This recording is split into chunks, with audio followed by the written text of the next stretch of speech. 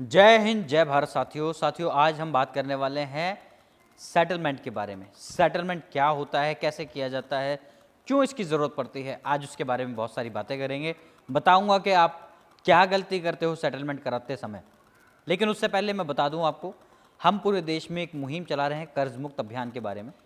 कर्ज मुक्त अभियान क्या है? हम लोग सरकार से अपील कर रहे हैं, सरकार जिस तरह से बड़े बड़े उद्योगपतियों को राहत देती है कर्जे में, वैसे ही जनता को भी राहत दे। सरकार ने अभी तक 14,56,000 करोड़ रुपए माफ़ किए हैं बीते 10 साल में। तो अगर इतना कर्जा माफ़ करने पर सरकार के ऊपर बर्डन नहीं पड़ रहा, जिस नियम कानून के तहत सरकार ने कर्जा माफ़ किया, वैसे ही जनता को भी राहत देनी चाहिए, जनता का भी कर्जा माफ़ करना चाहिए।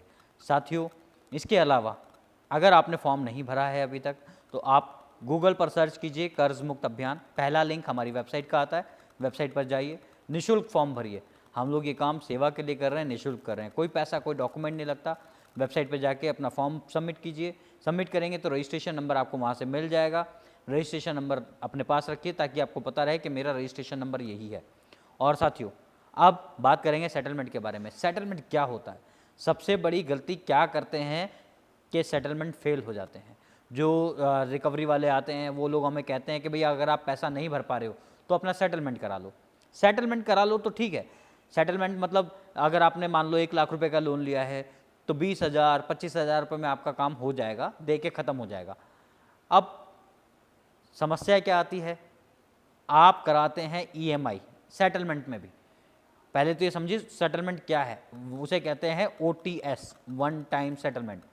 वन टाइम मतलब है ओटीएस मतलब वन टाइम, एक बारी में ही दे के ख़त्म कर देना। लेकिन हम लोगों के पास पैसा नहीं होता, इसलिए हम क्या करते हैं, 2 या 3 किस्तें बांध दो। किस्तें बांध ली, आप इस लालच में फंस गए तो आप ये समझ लो 2 किस्तें आपने भर दी, तीसरी किस्त रह गई, अगर वो किसी भी तरह से बाउंस हो जाती है तो फिर शुरू से शुरू होगा। वो सारा पैसा जो आपने भरा वो सब कुछ चला जाएगा, मिट्टी हो जाएगा। एक्स्ट्रा चार्जेस, बाउंसिंग चार्जेस, ये चार्जेस, वो चार्जेस, पेनल्टी, सब चीज़ में चला जाएगा और वो पैसा ख़त्म हो जाएगा।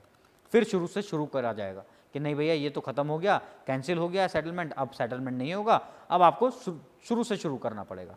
तो ऐसा ना हो कि आप सेटलमेंट के इस जाल में फंस जाएं और आप धोखा खा जाएं और आप परेशान तो पहले से थे ही और इसके चक्कर में फंस जाएं। तो आपको क्या करना है? अगर आप सेटलमेंट करते हैं तो सबसे पहले आप बैंक जाइए।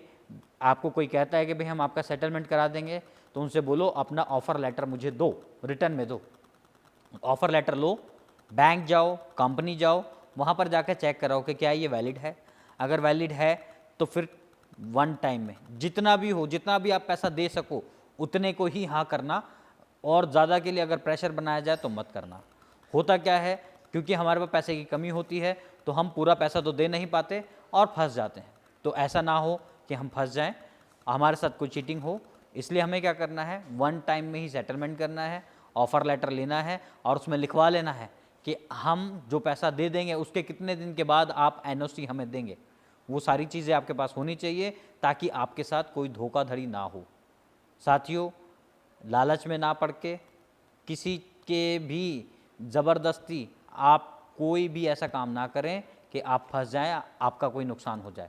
आपको क्या करना है, वन टाइम सेटलमेंट का मतलब एक बारी में ही पैसा लेना है और दे के ख़त्म कर देना है। ऑफ़र लेटर होगा तो ही देना है, नहीं तो नहीं देना है। उसमें लिखा होगा कि पैसा देने के कितने दिन बाद बैंक हमें एनओसी देगा और उस पर बैंक की मोहर भी लगी हुई, साइन भी किए हुए होंगे। साथियों, जागरूक रहिए, सतर्क रहिए।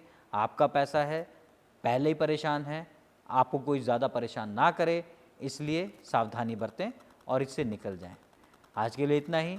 जय हिंद, जय भारत।